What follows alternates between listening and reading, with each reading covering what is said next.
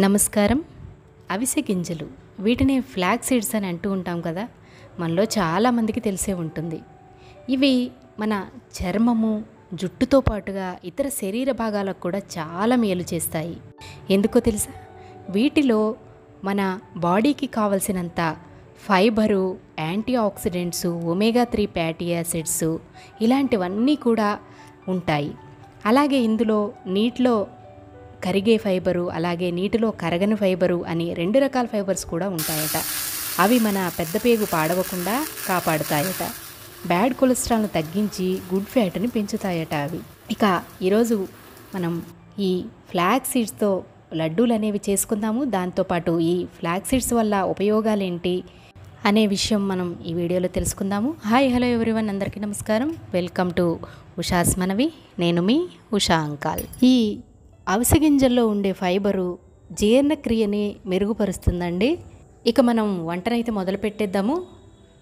మనం వంట చేసుకుంటూ ఈ అవిసె గింజల్లో ఉండే పోషకాలు ఏంటని కూడా డిస్కస్ చేసుకుందాము. ఈ అవిసె గింజల లడ్డు కోసం నేను ఒక కప్పు అవిసె గింజలను తీసుకొని మంట సిమ్లో పెట్టుకున్నానండి. ముందుగా కళాయిని వేడి చేసుకున్నాను మీడియం ఫ్లేమ్లో. తర్వాత మంటను తగ్గించుకొని దానిలో ఒక కప్పు అవిసె గింజలు వేసుకొని ఆ సన్నని మంట పైన వీటిని చక్కగా వేయించుకుంటున్నాను. సన్నని మంట పైన వేయించుకున్నట్లయితే గింజలు అనేవి లోపలికంట చక్కగా వేగి మంచి ఫ్లేవర్ అనేది వస్తుంది. అదే మంట మనం పెద్దగా పెట్టేసుకున్నాం అనుకోండి, టకటక పైనంతా వేగిపోతాయి, మాడిపోతాయి, కానీ లోపల పచ్చిదనంగానే ఉంటాయి, బాగోవు. అందువల్ల ఈ విధంగా సన్నని మంట పైన వేయించుకోవాలి. దీనిపైన మనం మూత పెట్టుకుని వేయించుకోవాలండి. ఎందుకంటే ఇవి చిటపట అంటూ మొత్తం బయటికి ఎగిరిపోతూ ఉంటాయి. అందువల్ల మూత అనేది పెట్టుకొని వేయించుకోవాలి. ఇప్పుడు మనకు ఇవి వేగిపోయాయి కదా. వీటిని కొద్దిగా చల్లారిన తర్వాత మిక్సీ జార్లో వేసుకొని పౌడర్ చేసుకోవాలి. అలాగే నేను ఒక 4 యాలక్కాయలను కూడా తీసుకున్నాను. పొట్టు తీసేసి ఓన్లీ గింజలు మాత్రం ఇందులో వేసేసుకొని మిక్సీ చేసేసుకున్నాను. ఈ విధంగా పౌడర్ మనకు రెడీ అయిన తర్వాత దీనిలో మనం గింజలు తీసిన ఖర్జూరాన్ని యాడ్ చేసుకుందాము. ఈ పౌడర్ని ఒక బౌల్లోకి తీసుకున్నాను. ఇప్పుడు ఖర్జూరం తీసుకొని దానిలోని గింజలన్నీ తీసేసుకోవాలి. ఈ విధంగా మనకు ఎంత స్వీట్ అనేది కావాలో అంత స్వీట్ కోసం ఖర్జూరాన్ని యాడ్ చేసుకోవాలి. నేను ఖర్జూరాన్ని కొద్దిగా యాడ్ చేసుకుంటున్నానండి, ఎందుకంటే నేను తర్వాత దీనిలో మరొక ఇంగ్రీడియంట్ కూడా యాడ్ చేయాలనుకుంటున్నాను. అందువల్ల ఖర్జూరం కొద్దిగా వేసుకొని ఈ విధంగా మిక్సీ చేసేసుకోవాలి. తర్వాత ఒక కళాయిలో నెయ్యి వేసుకొని డ్రై ఫ్రూట్స్ వేయించి పక్కన పెట్టేసుకున్నానండి.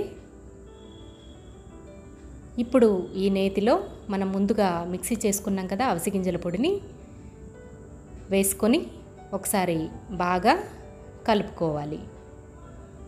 కలుపుకున్న తర్వాత మనం మిక్సీ చేసుకున్న ఖర్జూరం ఉంది కదా, ఆ ఖర్జూరాన్ని కూడా ఇందులో వేసి మనం ఈ వేడి మీదే కలిపేసుకున్నామంటే ఖర్జూరం చక్కగా దీనిలో మెల్ట్ అయిపోతుందండి.